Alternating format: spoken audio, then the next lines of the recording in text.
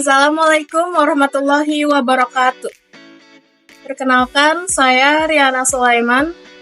Nama saya Sartika Paulina Silayan. Perkenalkan, nama saya Paulina Podologu.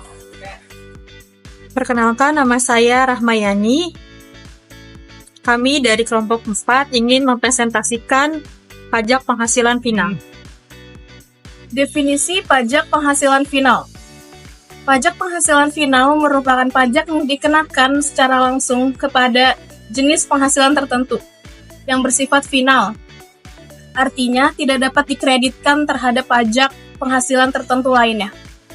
Selanjutnya, mari kita bahas apa saja dasar hukum dari pajak penghasilan final. Yang pertama ada Undang-Undang Nomor 36 Tahun 2008 yang menyebutkan bahwa ada jenis penghasilan tertentu yang dikenai PPh final, diatur lebih lanjut dalam peraturan pelaksana seperti peraturan pemerintah. Kedua, ada PP Nomor 23 Tahun 2018 yang mengatur PPh final untuk pelaku UMKM dengan omset maksimal 4,8 miliar per tahun. Tarifnya 0,5% dari omset dan berlaku hanya untuk jangka waktu tertentu. Dan yang terakhir ada Peraturan Menteri Keuangan atau PMK yang mengatur jenis penghasilan yang dikenai PPh final seperti sewa, bunga, hadiah, serta ketentuan teknis dan tarif lainnya.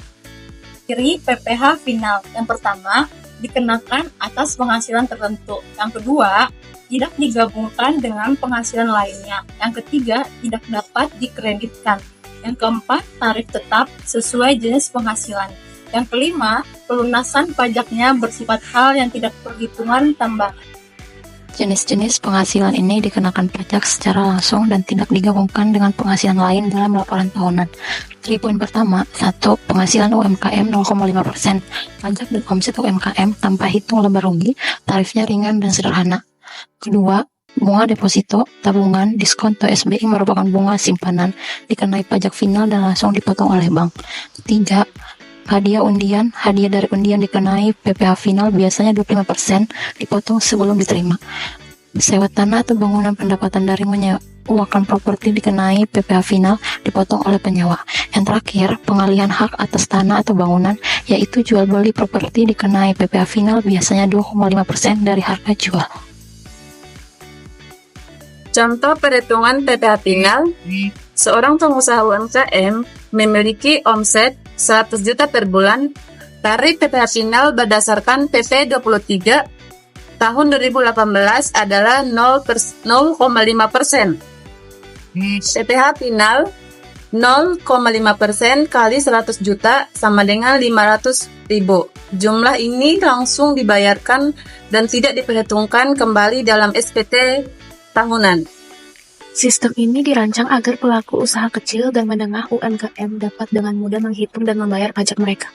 Proporsionalnya, besarnya pajak ditentukan oleh omset yang diperoleh sehingga pengusaha dengan omset lebih kecil membayar pajak yang lebih rendah dan sebaliknya. Tujuan diberlakukannya PPh final: 1. Menyederhanakan sistem administrasi perpajakan. 2. Meningkatkan kepatuhan wajib pajak. 3. Memberikan kepastian hukum dalam perpajakan.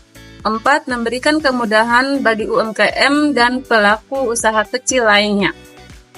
PPh final itu dibuat supaya urusan pajak jadi lebih gampang, terutama buat usaha kecil dan menengah. Aturannya jelas dan gak ribet, jadi orang lebih mudah ngerti dan bisa bayar pajak sendiri tanpa bingung. Prosesnya juga gak memberatkan, sehingga orang jadi lebih patuh bayar pajak. Kelebihan dan kekurangan PPh final. Kelebihan PPh final adalah cara hitung dan urus pajaknya sangat mudah, tidak perlu pembukuan yang ribet. Tapi kekurangannya, pajak ini tidak memperhitungkan biaya operasional usaha. Jadi, kalau usaha kamu untungnya tipis, pajak yang dibayar bisa terasa berat.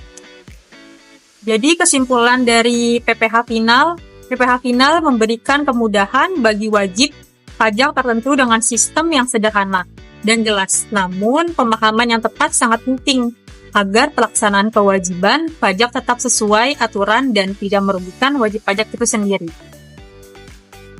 Sekian presentasi dari kelompok kami. Mohon maaf jika ada kekeliruan penjelasan yang kami sampaikan. Dan terima kasih telah menyimak hingga akhir. Wassalamualaikum warahmatullahi wabarakatuh.